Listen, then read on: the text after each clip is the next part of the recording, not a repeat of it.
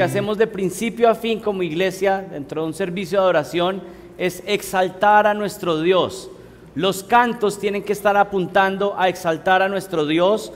Las letras están pensadas para que sean un reflejo de lo que dice la Biblia, para exaltar a nuestro Dios. Las canciones principalmente no están para que nos gusten a nosotros, sino para que le gusten al que recibe la adoración, que es Dios.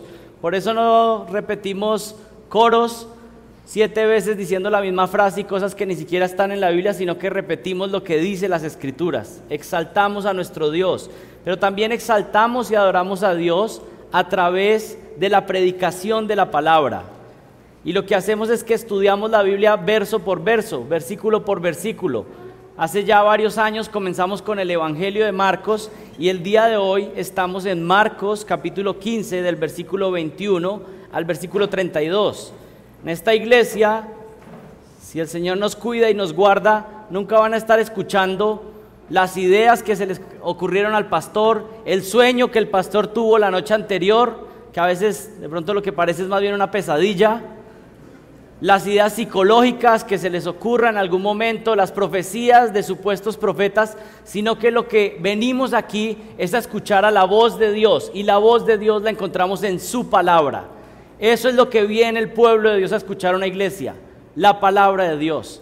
Y por eso el día de hoy vamos a estar estudiando Marcos 15 y leamos desde el versículo 21. Y obligaron a uno que pasaba y que venía del campo, Simón de Cirene, el padre de Alejandro y Rufo, a que llevara la cruz de Jesús. Y le llevaron al lugar llamado Gólgota, que traducido significa lugar de la calavera. Y trataron de darle vino mezclado con mirra, pero él no lo tomó. Cuando le crucificaron, se repartieron sus vestidos y echaron suertes sobre ellos para decidir lo que le tocaba a cada uno, o lo que tomaría cada uno. Era la hora tercera cuando le crucificaron. Y la inscripción de la acusación contra él decía: el Rey de los Judíos. Crucificaron con él a 2 ladrones, uno a su derecha y el otro a la izquierda. Y se cumplió la escritura que dice: y con los transgresores fue contado. Y los que pasaban le injuriaban, meneando la cabeza y diciendo: va, tú que destruyes el templo y en 3 días lo reedificas, sálvate a ti mismo y descendiendo de la cruz. De igual manera también los principales sacerdotes, junto con los escribas, burlándose de él, entre ellos decían: a otro salvó, a sí mismo no puede salvarse. Que este Cristo, el Rey de Israel, descienda ahora de la cruz para que veamos y creamos. Y los que estaban crucificados con él también le insultaban. Oremos. Señor, te suplicamos, como cantábamos hace unos minutos, que podamos ser santificados, que podamos ser purificados a través de tu palabra. Que en tu gracia, Señor, nos limpies y que tu Espíritu Santo redarguya nuestros corazones. Padre, pero sobre todas las cosas, hoy suplicamos que nuestro amor por Jesucristo pueda crecer, que nuestra adoración a Él pueda aumentar el día de hoy. Padre, también oro para que personas que tal vez piensan que son creyentes, pero son enfrentados ante tu palabra, puedan convertirse. Pero también te pido que aquellos que ya son tus hijos puedan estar seguros, tranquilos, gozosos, porque el sacrificio ya se hizo en su lugar, y puedan descansar, porque aunque nuestros pecados sean muchos, el sacrificio que tu Hijo hizo fue suficiente para perdonarnos. Señor, guíanos y dirígenos, ilumínanos para entender tu palabra, y te pedimos, Señor, que nos santifiques. Te pedimos eso en el nombre de Jesucristo. Amén. Muy bien, estamos ahí en Marcos capítulo 15 y comenzamos desde el versículo 21 considerando este momento donde llegamos finalmente a la crucifixión. Hemos estado viendo una noche larga, pero finalmente llegamos al punto donde el Señor llega a ser crucificado. Y hemos estado considerando esta noche larga durante varios meses y aún varias semanas, pero lo que vamos a estar viendo hoy es justamente cuando el Señor finalmente llega a ese punto donde lo crucifican. Y miren el versículo 21. Y obligaron a uno que pasaba y que venía del campo, Simón de Cirene, el padre de Alejandro y Rufo, a que llevara la cruz de Jesús. Cuando el Señor Jesucristo, que como nos dice el versículo 20, después de que se habían burlado con él, de que le quitaron la púrpura, le pusieron las ropas nuevamente y lo llevaron camino a la crucifixión, ahí estos soldados romanos lo estaban dirigiendo al punto donde finalmente iba a ser ejecutado. Pero algo muy interesante que lo que nos dice el versículo 21, dice que había un hombre que estaba pasando por casualidad, estaba pasando por ese mismo lugar, por esa misma ruta hacia la cruz, y se llamaba Simón. Pero miren qué interesante, lo que pasa aquí es que se le pide a este Simón que ayude a llevar la cruz que Cristo estaba llevando. Y si ustedes miran Juan 19:17, dice lo siguiente, se los leo, dice: tomaron pues a Jesús y él salió cargando su cruz al sitio llamado lugar de la calavera. Algunos podrían decir, bueno, esto parece una contradicción, porque Juan está diciendo que Jesús cargó su propia cruz, pero Marcos directamente nos dice que alguien fue el que llevó la cruz. Bueno, lo que podemos entender es que aquí no hay una contradicción, la palabra nunca se contradice. Lo que sucedió seguramente es que el Señor Jesucristo inicialmente cargó la cruz, pero llegó un punto donde físicamente, humanamente, no podía cargar más esa cruz. ¿Cuál es la razón de esto? Ustedes conocen el contexto, lo hemos estado estudiando en las últimas semanas. El Señor Jesucristo no había dormido durante toda la noche, había estado orando, luego había recibido azotes y latigazos, su espalda, sus hombros estaban completamente desgarrados, físicamente estaba agotado. Sin embargo, tomó la cruz, caminó una cierta distancia que no tenemos según la Biblia cuánto fue, pero llegó un punto donde no podía más. Y ahí es cuando aparece este versículo en Marcos, que encuentran a este Simón y le dice que lleve la cruz. Ha pasado por momentos difíciles y por eso entonces ahora no puede cargar esta cruz física, pero por supuesto está cargando la cruz por nuestros pecados. Allí es donde aparece Simón de Cirene y el texto no nos dice nada de este hombre, solamente dice que es un hombre que estaba pasando, pero hay algo muy particular, porque lo describe por nombre.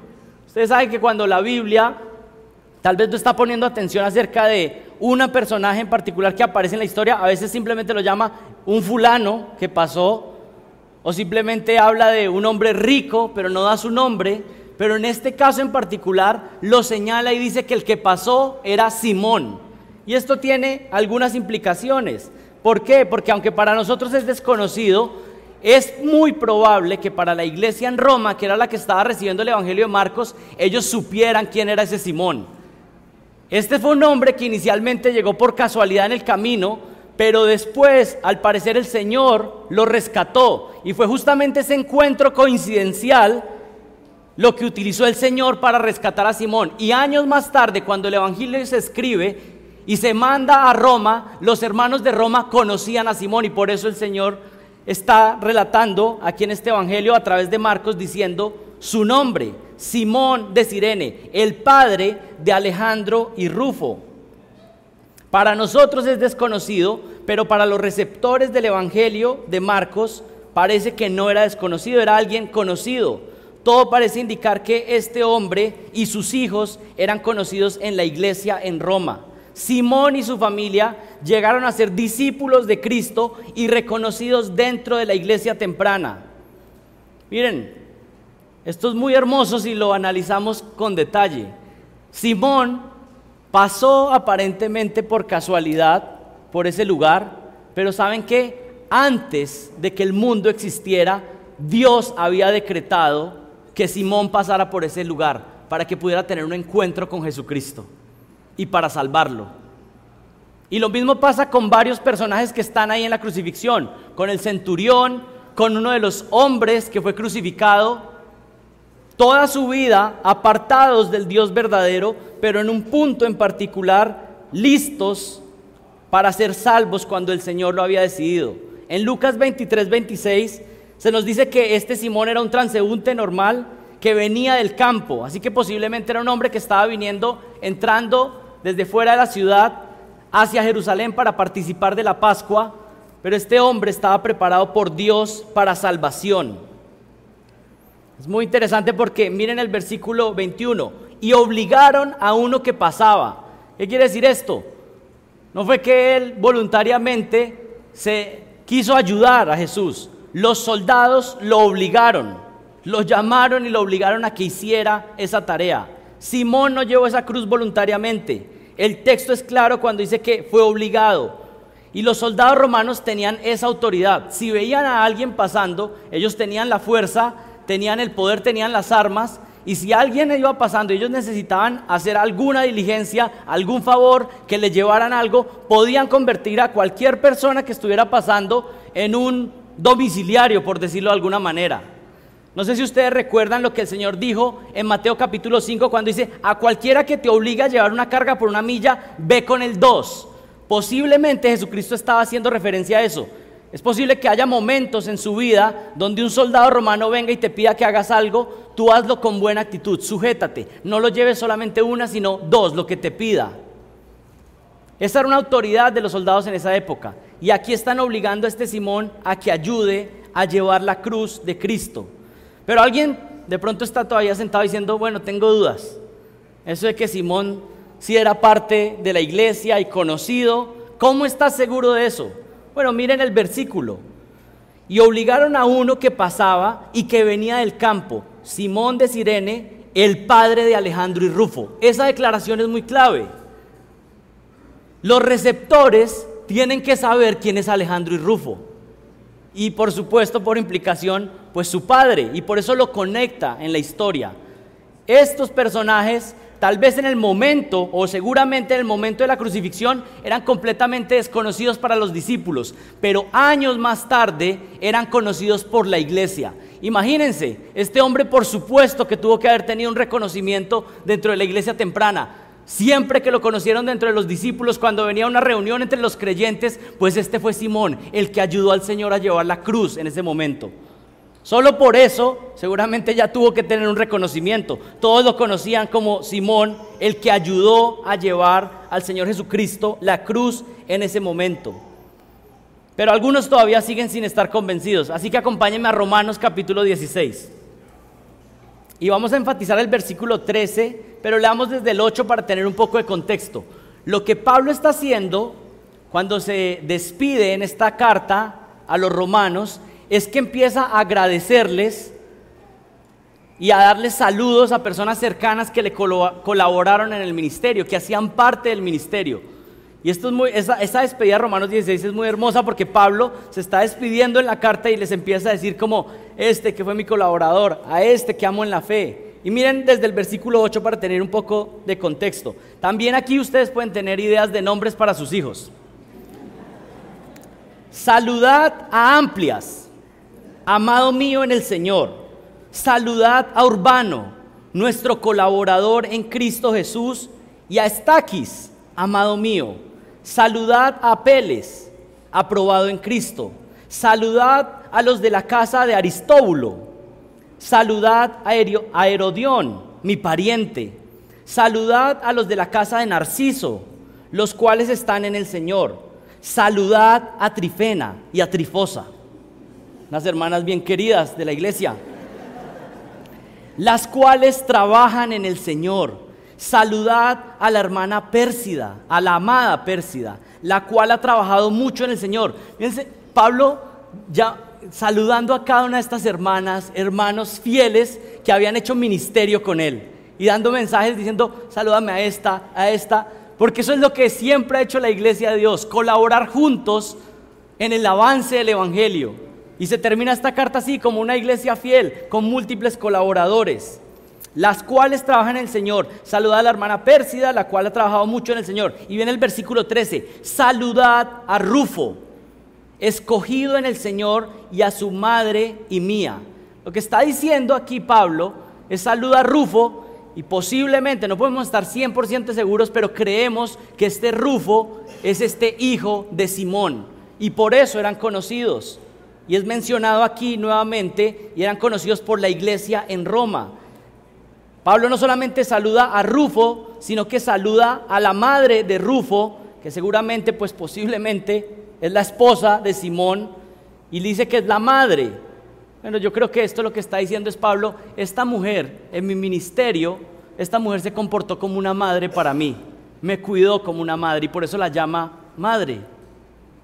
Regresen a Marcos capítulo 15. Y le obligaron a uno que pasaba y que venía del campo, Simón de Cirene, el padre de Alejandro y Rufo. Porque creo que no mencionó a Simón en Romanos 16, pues posiblemente Simón ya había muerto y solamente estamos en este caso teniendo a Rufo y a su mamá. Pero miren el versículo 22, le llevaron al lugar llamado Gólgota, que traducido significa lugar de la calavera. Los soldados están guiando a Jesús y a Simón fuera de la ciudad. Y esto ustedes lo pueden ver en los evangelios, pero también en otras cartas del Nuevo Testamento, que hay unas implicaciones muy fuertes de que Jesucristo fuera sacado fuera de la ciudad, que fuera sacado fuera de la ciudad para su sacrificio. Desde el antiguo pacto, desde el Antiguo Testamento, aquellos que estaban recibiendo maldición, que eran inmundos, que iban a ser ejecutados, no se ejecutaban dentro del campamento, no se ejecutaban dentro de la ciudad, sino que esos que iban a recibir el castigo eran expulsados fuera de la ciudad para recibir el castigo. Eran expulsados, y eso tiene implicaciones. Está hablando de que estos que están malditos no pueden tener comunión con Dios que está dentro del campamento, y era expulsado fuera de la ciudad para recibir el juicio de Dios. Miren lo que dice Números capítulo 5. Vayan a Números 5, es importante que lo vean. Y este es un pasaje que puede ser para muchos enigmático, porque tiene unas descripciones muy gráficas cuando se habla de castigar a alguien fuera de la ciudad. Números capítulo 5, del versículo 1 al versículo 4. Dice, y habló el Señor a Moisés diciendo, manda a los hijos de Israel que echen del campamento a todo leproso, a todo el que padece flujo y a todo el que es inmundo por causa de un muerto.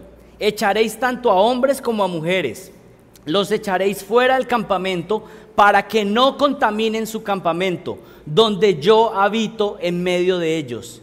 Y así lo hicieron los hijos de Israel, y los echaron fuera del campamento, tal como el Señor había dicho a Moisés, así lo hicieron los hijos de Israel.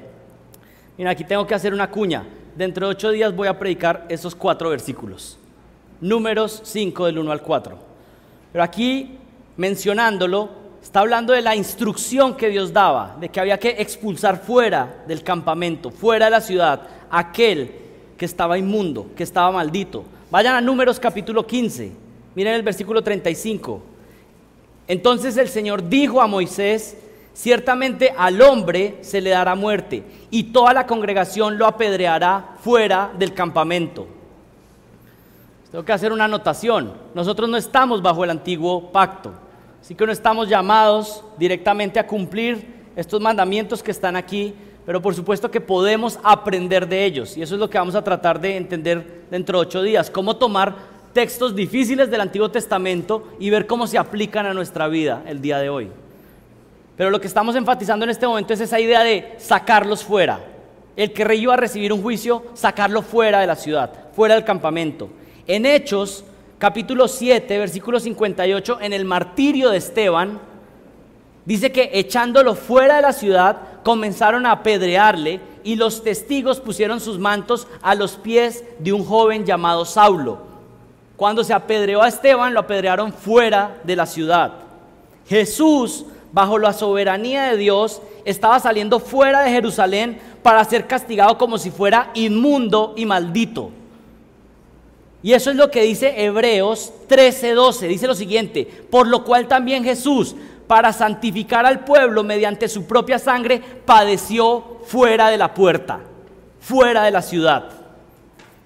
El Señor Jesucristo estaba siendo llevado fuera a este lugar que se llama lugar de la calavera o Gólgota, para recibir el castigo que recibía alguien que estaba en maldición.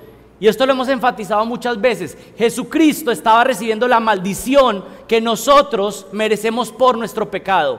Jesucristo estaba recibiendo el castigo de nosotros, que éramos los que habíamos pecado. Nosotros éramos los que merecíamos estar fuera, alejados de Dios, recibir el castigo. Él lo está recibiendo en nuestro lugar. Eso es lo que está pasando aquí. Y algunos podrían preguntarse, pero bueno, los que están ajusticiando a Jesús, los que le están juzgando, los que lo van a ejecutar, sí, intelectualmente son los líderes religiosos judíos, pero en la realidad, en este momento son los soldados romanos. Son los soldados romanos los que están siguiendo la ley del antiguo pacto y condenándolo fuera de la ciudad. Bueno, miren, aquí lo que está pasando es lo mismo que pasa en toda situación humana. Humanamente pasan cosas, pero hay alguien que está en los cielos que está determinando cada cosa que sucede en cada momento. Tú vives tu vida, tú tomas tus decisiones, hay personas que interfieren en tu vida, pero desde arriba hay un Dios soberano que está determinando todo lo que sucede en este universo.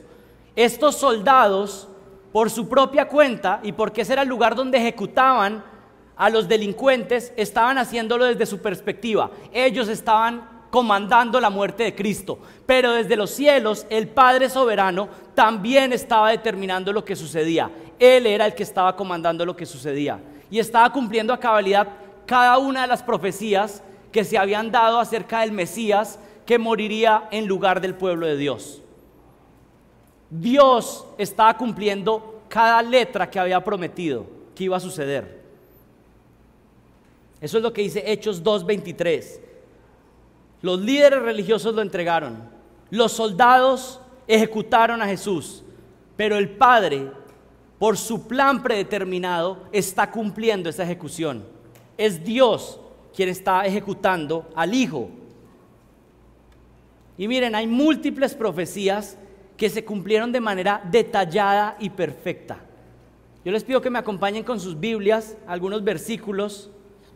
Vamos a leerlos un poco rápido por cuestiones de tiempo, pero es importante que veamos cómo Jesús estaba cumpliendo cada una de las profecías de manera perfecta. ¿Y cuál es la única razón para saber que se estaban cumpliendo esas profecías de manera detallada? Porque hay un Dios soberano que determina todo, que tiene el control, y por supuesto estaba teniendo control de la entrega del Mesías en lugar nuestro. Génesis capítulo 3, versículo 15. En Génesis 3 sucede la caída del hombre, el pecado de la humanidad, pero después de la caída se prometió que vendría un Salvador que vendría de la descendencia de la mujer. ¿Qué quiere decir esto?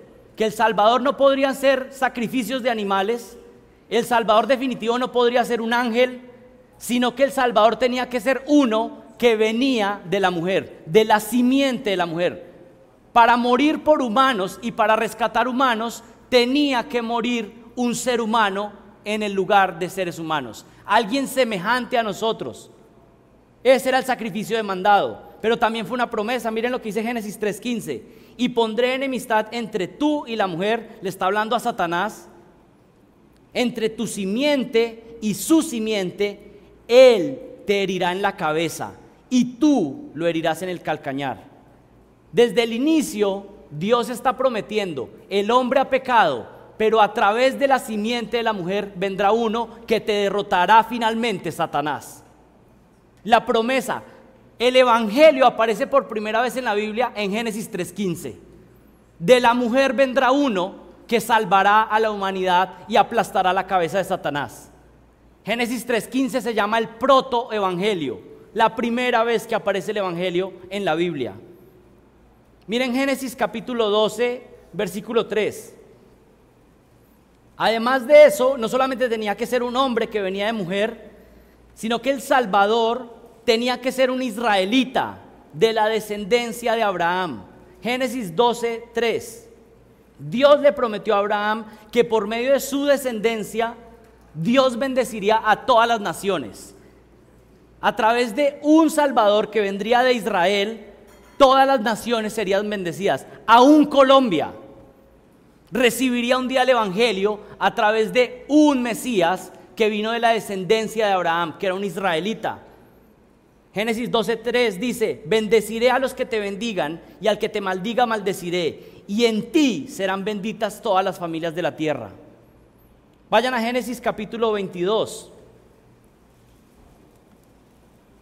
Génesis 22 del 6 al 14.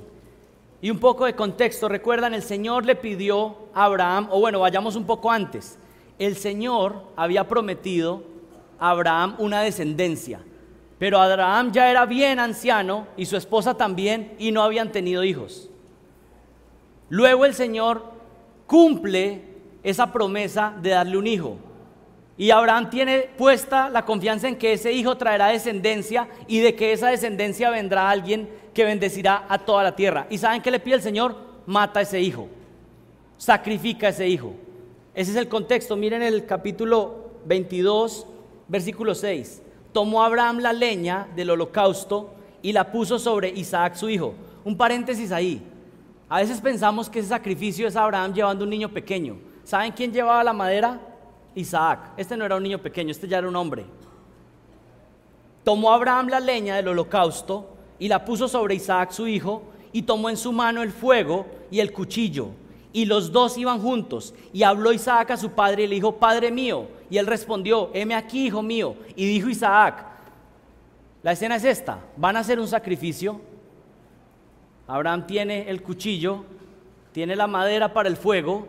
Isaac va ahí, sabe que su papá va a hacer un sacrificio, pero Isaac empieza a analizar: ¿y dónde está lo que vamos a sacrificar?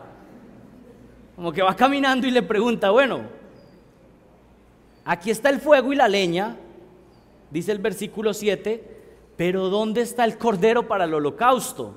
Miren la respuesta de Abraham. Abraham respondió: Dios proveerá. ¿Han escuchado la expresión Jehová Jireh? Que muchos utilizan para pensar que Dios les va a proveer carros, casas, fincas. Cuando Dios dice Jehová Jireh, Dios proveerá, lo que está diciendo es: Dios un día proveerá un cordero que quitará el pecado del mundo.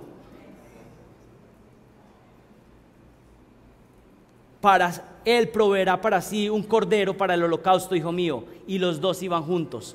Ustedes saben lo que sigue avanzando. Cuando Abraham está dispuesto a sacrificar a su hijo, el ángel del Señor lo detiene y provee un cordero para el sacrificio.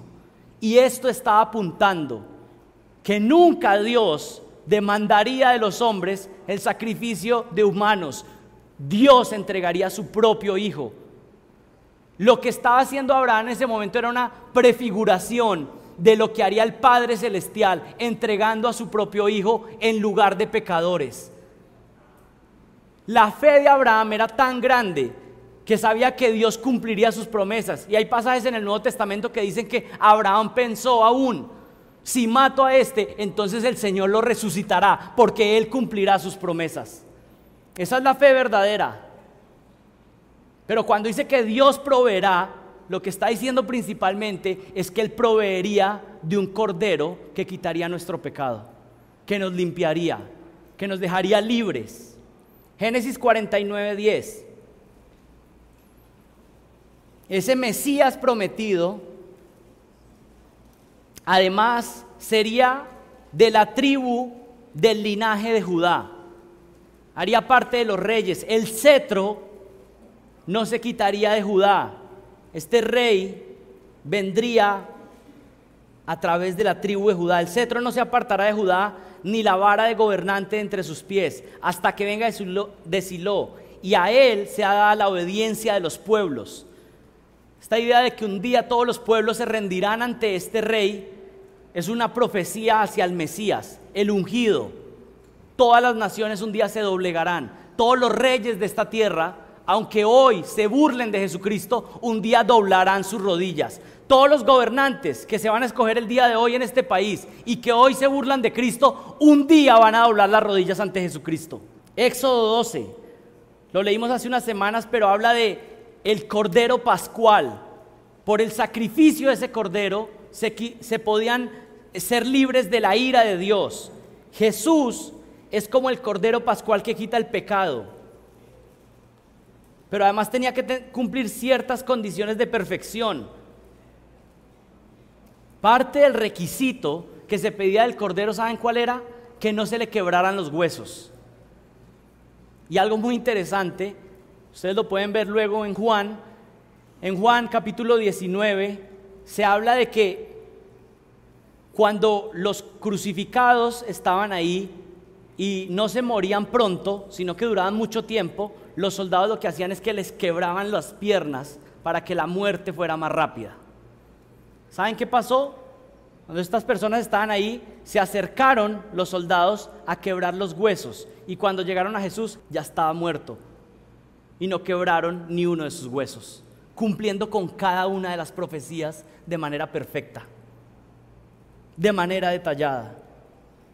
Jesús era el Cordero Pascual, perfecto, sin mancha, sin pecado. En 1 de Pedro 2:22 dice: el cual no cometió pecado, ni engaño alguno se halló en su boca, y quien cuando le ultrajaban no respondía ultrajando, cuando padecía no amenazaba, sino que se encomendaba a aquel que juzga con justicia. Voy a seguirles mencionando pasajes, pero hay múltiples, hay muchos. Realmente hay más de 120 profecías, así que no vamos a estar en todas. Pero en Deuteronomio 21:23 habla de que el que era colgado de un madero era maldito de Dios. Y Jesús fue crucificado, colgado de un madero, para recibir la maldición que nosotros merecíamos. En 1 Samuel 7 se habla del pacto con David, de que uno de su descendencia, de su linaje, sería el rey. Jesucristo vino de allí. Y el Salmo 22, como lo leímos la semana pasada, son las profecías mesiánicas en los salmos, hablando de los sufrimientos del Mesías, expuesto a burlas de personas malvadas, que le abrirían hoyos en sus manos y en sus pies, todo profetizado de manera exacta y cumplido al pie de la letra. Miren, Dios cumple a cabalidad su plan y estaba cumpliendo al pie de la letra. Y aún estos soldados que eran enemigos de Dios están cumpliendo al pie de la letra lo que Dios había determinado. Dios es soberano. Mira, cuando alguien te esté haciendo daño, no pienses que aún eso está fuera del plan de Dios. Satanás mismo podría venir a atacarnos. Dios está por encima de él. Él es soberano y no tememos a nada, porque nuestro Dios está al control y nuestras vidas están en sus manos. Él es soberano. Él controla este universo y por eso confiamos en él. Vuelvan a Marcos capítulo 15 y miren el versículo 22. Le llevaron al lugar llamado Gólgota, que traducido significa lugar de la calavera.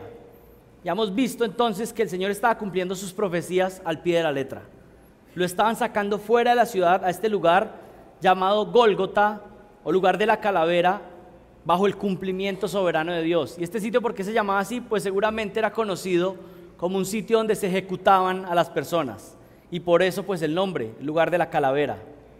Miren el versículo 23. Y trataron de darle vino mezclado con mirra, pero él no lo tomó. Algunos dicen que cuando los que estaban siendo crucificados estaban recibiendo algún martirio y estaban por morir, pero el dolor era tan grande, algunas personas que estaban alrededor daban una mezcla de vino con mirra, que era una especie de analgésico o algún brebaje que tenía algunos, digamos, efectos, podríamos decir, los narcóticos, para que evitara el dolor. Y aquí lo que dice es que hicieron esa mezcla de vino y mirra para darle, como para que pudiera pasar el dolor. Pero miren lo que dice el versículo. Y trataron de darle vino mezclado con mirra, pero él no lo tomó. Al parecer lo que sucede es que le acercaron esta bebida a su boca, la probó un poco, pero cuando supo lo que era, prefirió no tomarla, la rechazó. Y yo creo que la razón de esto está en Marcos 14, una página antes, en el versículo 36. ¿Recuerdan cuando estuvo en Getsemaní orando porque sabía lo que se venía? En el versículo 36 él dijo: Abba Padre, estaba orando al Padre, para ti todas las cosas son posibles, aparta de mí esta copa es el sufrimiento, la ira que se venía, aparta de mí esta copa, pero que no sea lo que yo quiero, sino lo que tú quieras. Aquí Jesús estaba viniendo en su humanidad diciendo: ¿existe otra forma de pagar por el pecado del mundo? La respuesta del Padre fue no. ¿Y qué hizo? Voy a cumplir tu voluntad y voy a recibir el sufrimiento y voy a beber hasta la última gota de la copa de la ira de Dios. Y cuando se le ofreció este vino con mirra para apaciguar un poco el dolor, dijo, no, lo voy a sufrir completamente. Pagar completamente por nuestros pecados. Recibir el juicio completo, la ira completa. Jesús había decidido voluntariamente beber la copa de la ira de Dios, sin anestesia. Ya había orado, el Padre había contestado y Él está listo para obedecer, aun si obedecer duele.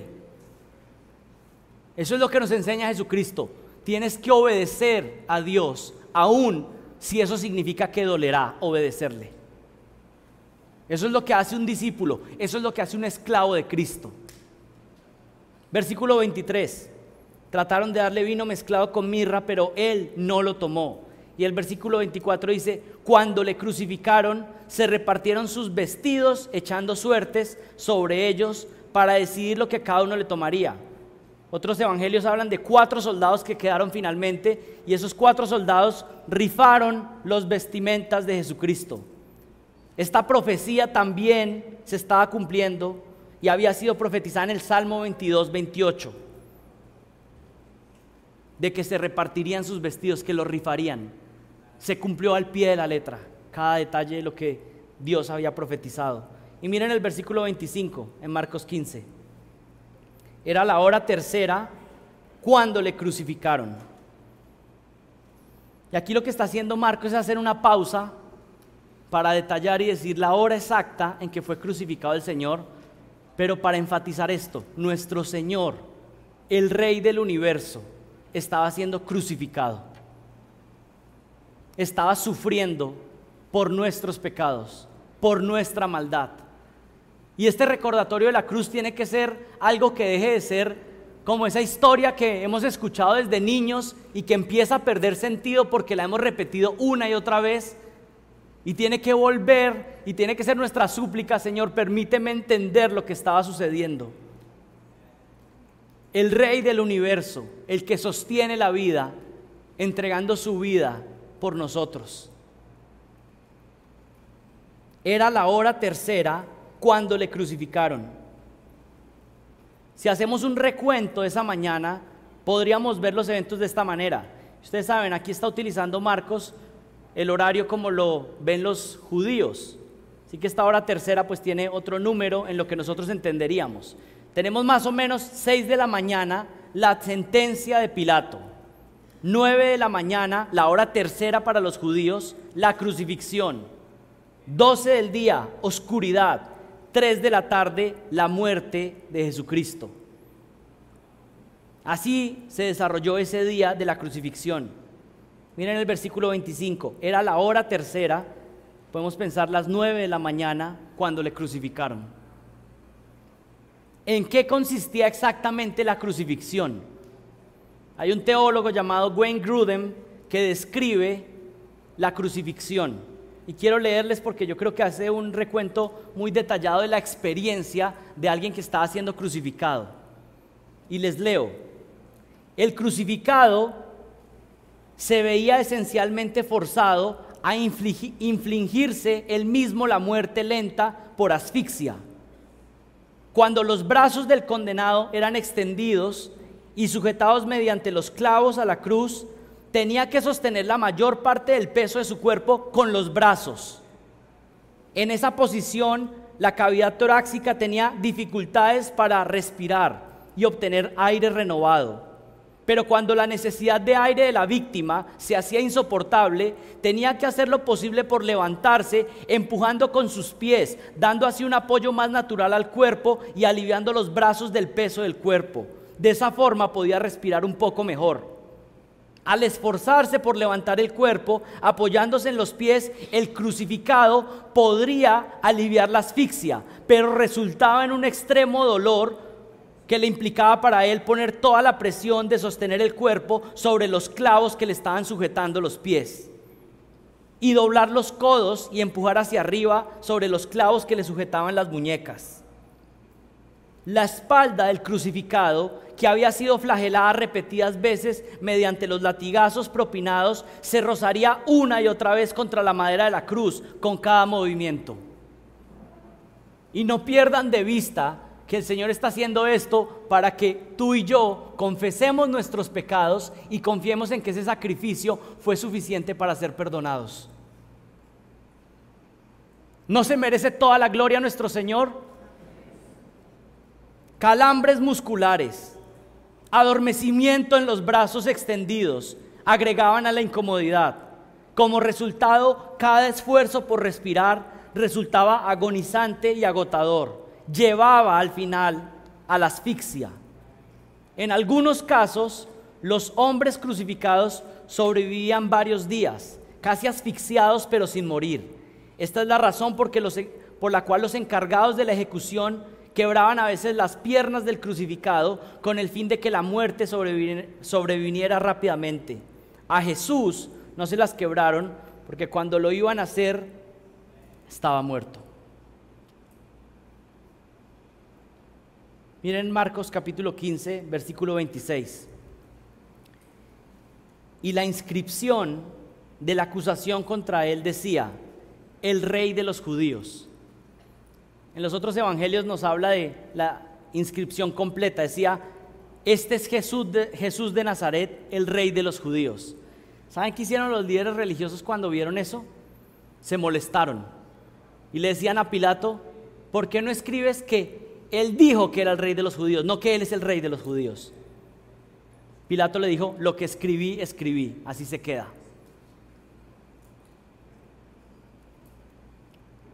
Versículo 27. Crucificaron con él a 2 ladrones, uno a su derecha y el otro a su izquierda. Y hay una nota, parece que uno de los escribas la pone ahí en adelante, dice: y se cumplió la escritura que dice: y con los transgresores fue contado. Esto realmente es un cumplimiento de lo que estaba pasando. El Señor estaba siendo contado como si fuera un delincuente más, entre ladrones, entre transgresores, entre delincuentes. Esa profecía está en Isaías capítulo 53, cuando dice: por tanto yo le daré parte con los grandes y con los fuertes repartirá despojos, porque derramó su alma hasta la muerte, con los transgresores fue contado, llevando él el pecado de muchos e intercediendo por los transgresores. Casi que cada versículo, cada frase tiene un cumplimiento de una profecía exacta que fue dada en el Antiguo Testamento. Exactamente, cada iota, como dice la Biblia, fue cumplida por el Señor. Miren el versículo 29. Y los que pasaban le injuriaban. Esa palabra injuriaban significa literalmente le blasfemaban. Y los que pasaban, los transeúntes que iban pasando, le blasfemaban meneando la cabeza y diciendo: bah, tú que destruyes el templo y en 3 días lo reedificas. Miren que siguen apareciendo los burladores en esta escena. Tenemos personas que pasan por el lugar. Este grupo podría incluir personas que venían siguiendo la crucifixión de Cristo, de la multitud que había pedido que lo crucificaran, pero también personas que simplemente pasaban.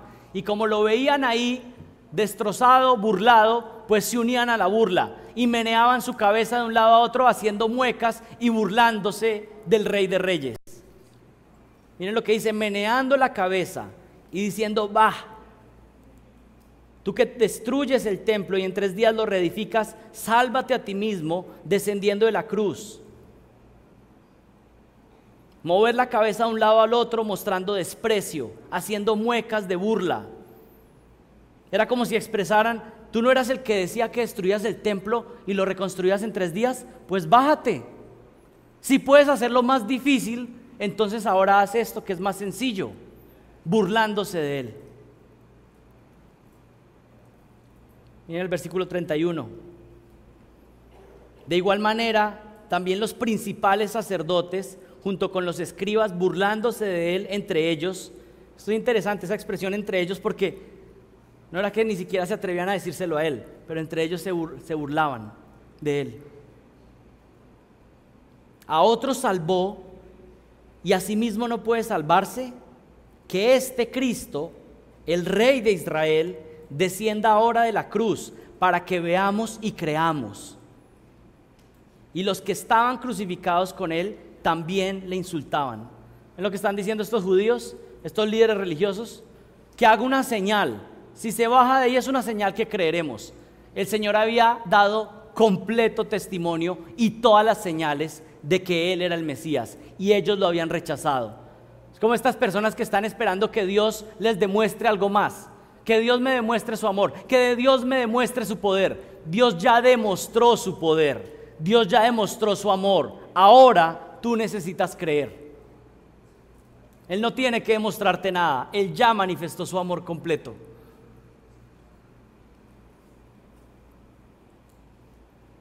Los autores intelectuales del asesinato de Cristo eran estos líderes religiosos, y los autores materiales eran los soldados romanos, pero el que estaba determinando todo desde los cielos era el Padre, que estaba entregando a su Hijo en el sacrificio por nosotros.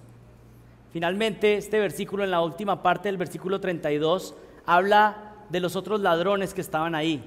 Y ustedes saben que en Lucas nos da más detalles acerca de esto, pero no solamente los que pasaban se burlaban de él, no solamente los líderes religiosos se burlaban de él, sino que aún los dos crucificados se estaban burlando del Señor Jesucristo. Pero ¿saben qué es lo más hermoso? Que el Señor salvó a uno de los ladrones ahí en la cruz. Yo creo que ese ejemplo de ese ladrón en la cruz que fue salvo es una de las muestras más claras de que la salvación es por gracia. Y lean Lucas con atención, porque ese ladrón en la cruz que se convirtió pasó de burlarse, de ser un burlador de Cristo, y en la cruz empezó a ser un defensor de Cristo. ¿Saben qué hizo ese ladrón que se arrepintió? Le decía al otro: cállate, deja de burlarte de este que es un hombre santo. O sea, ese hombre vivió unas cuantas, no sé, minutos, horas siendo creyente, y vivió como un creyente, dando testimonio de Cristo ahí en esa cruz colgado. Llegó como un burlador y de ahí salió para el paraíso, porque Jesucristo le dijo: hoy mismo estarás conmigo en el paraíso. La salvación es por pura gracia para todo aquel que cree en Él. Si tú crees, si tú te arrepientes de tus pecados, puedes ser completamente perdonado y salvado. Aquí no importa qué hayas hecho externamente, porque algunas personas tienen su confianza de salvación por lo que oraron, por lo que dijeron, por lo que han hecho en la iglesia. No importa nada de lo que hayas hecho. Aquí la única forma de ser salvo es poner tu fe en Jesucristo, en ese sacrificio perfecto que se hizo en nuestro lugar. Este texto termina acá. Yo quisiera terminar aplicando esto, o pensándolo de la siguiente manera: ¿qué fue lo que cumplió Jesucristo al ir a la cruz? Y si lo pudiéramos decir de la siguiente manera: ¿cuáles son los frutos que produjo el sacrificio de Cristo en la cruz? Hay 10 frutos. Y algunos están pensando: uy, empezó un sermón de 10 puntos ahora. Los voy a mencionar rápido, pero son muy importantes, porque esto nos muestra lo que hizo Cristo. ¿Cuáles fueron los resultados de todo este sacrificio? 10 frutos que ganó Jesucristo en la cruz por nosotros. Número 1, propiciación. Jesús apaciguó la ira de Dios que venía sobre nosotros. Romanos 3:24. Expió nuestros pecados. Número 2, Él pagó la culpa por nuestros pecados. Segunda de Corintios 5:21. En tercer lugar, ¿qué ganó Jesucristo? Perdón de nuestros pecados. Primera de Juan capítulo 1 versículo 9. Si confesamos nuestros pecados, Él es fiel y justo para perdonarnos y limpiarnos de toda maldad. En cuarto lugar, Jesucristo ganó justificación. Romanos 3:23 dice: por cuanto todos pecaron y no alcanzan la gloria de Dios, siendo justificados gratuitamente por la gracia, por medio de la redención que es en Cristo Jesús. Nosotros éramos culpables, judicialmente éramos delincuentes delante de Dios, y Él imputó su justicia sobre nosotros. ¿Saben? Él no solamente perdona tu pecado, sino que te declara justo. Y cuando el Padre te ve en Cristo, te ve como si hubieras obedecido perfectamente como Cristo obedeció. Y por eso te da la bienvenida a su reino. Él imputa su justicia en nosotros. Número 5, redención o rescate. Romanos 6:17. Pero gracias a Dios que aunque erais esclavos del pecado, os hicisteis obedientes de corazón a aquella forma de enseñanza a la que fuisteis entregados. Habiendo sido libertados del pecado, os habéis hecho siervos de la justicia. Lo que el Señor ganó es que nosotros éramos esclavos de Satanás y del pecado, y ahora nos hizo libres. Él nos redimió. El término redención habla de alguien que paga el precio para que un esclavo sea liberado. Nosotros éramos esclavos para ser libres. Él pagó por nuestra libertad. Ahora somos esclavos de Cristo, que es la verdadera libertad. Reconciliación. Romanos 5:10. Si cuando éramos enemigos fuimos reconciliados con Dios por la muerte de su Hijo, mucho más, habiendo sido reconciliados, seremos salvos por su vida. Éramos enemigos de Dios y a través del sacrificio de Cristo ahora podemos ser amigos de Dios. Tú en tu estado natural, como estás viviendo tu vida, la manera que la estás llevando sin Cristo, tú eres un enemigo de Dios. Pero es a través de Cristo que puedes ser reconciliado, ser un amigo de Dios. Número 7, silenció la ley. Eliminó completamente la idea de que alguien puede obtener su salvación a través de las buenas obras de la ley y que la única forma de ser salvo es confiando por la fe en Jesucristo. Gálatas 3:13. Cristo nos redimió de la maldición de la ley, habiéndose hecho maldición por nosotros, porque escrito está: maldito todo el que cuelga de un madero. Gálatas 3:13. Número 8. Nos libró de la culpa por nuestro pecado, limpió nuestras conciencias porque en Cristo somos nuevas criaturas. Hebreos 9:14. Cuanto más grande la sangre de Cristo, el cual mediante el Espíritu eterno se ofreció a sí mismo sin mancha a Dios, limpiará vuestras conciencias de obras muertas para que sirváis al Dios vivo. Número 9, derrotó a Satanás. Derrotó a Satanás. Hebreos 2:14. Así que, por cuanto los hijos participaron de carne y sangre, él también participó de lo mismo, para destruir por medio de la muerte al que tenía el imperio de la muerte, esto es, al diablo. Número 10, abrió el cielo para nosotros. El cielo está abierto para aquel que ponga su confianza en Jesucristo, en ese sacrificio perfecto. Romanos 5:17.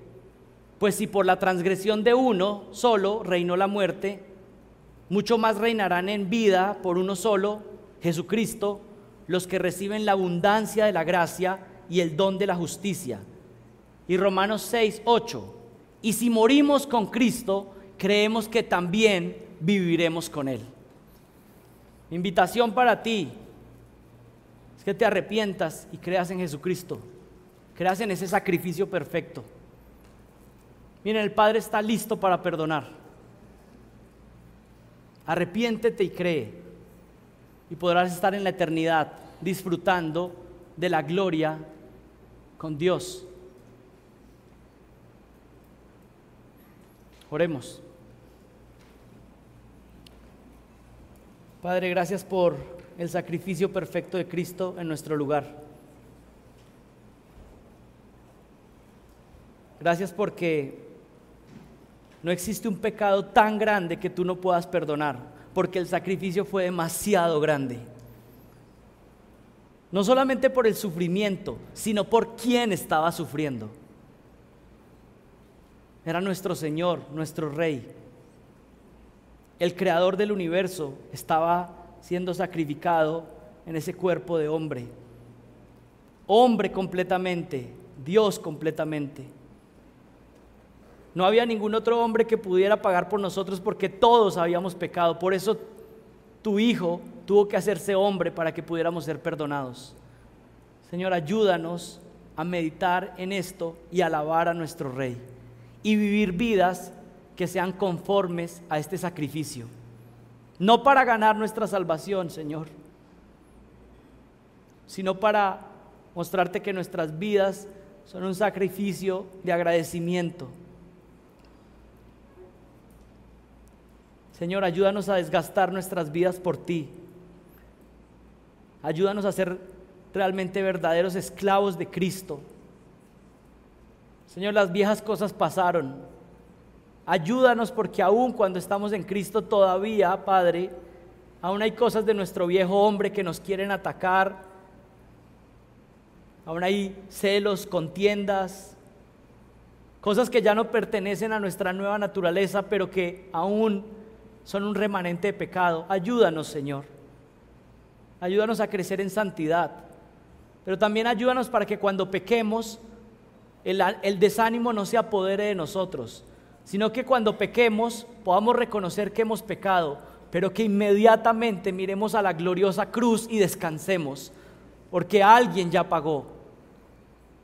No estamos tratando de ganar nuestra salvación por nuestras propias obras, sino que Jesucristo ya lo ganó. Ayúdanos a estar convencidos de eso. Padre, convéncenos de algo que es lo más difícil, Señor, de creer. Ayúdanos a convencernos de que tú nos amas. Nos cuesta tanto realmente creer que tú nos amas. Señor, si creyéramos con más fe que tú nos amas, viviríamos más confiados y más tranquilos en esta vida, sin tantos temores, sino completamente confiados en que el Dios del universo ha depositado todo su amor en nosotros. Padre, ayúdanos, quita nuestra incredulidad y ayúdanos a ver y a creer que tú nos amas. Por favor, ayúdanos, Señor. Padre, haz una obra en nosotros. Te pido esto en el nombre de Jesucristo. Amén.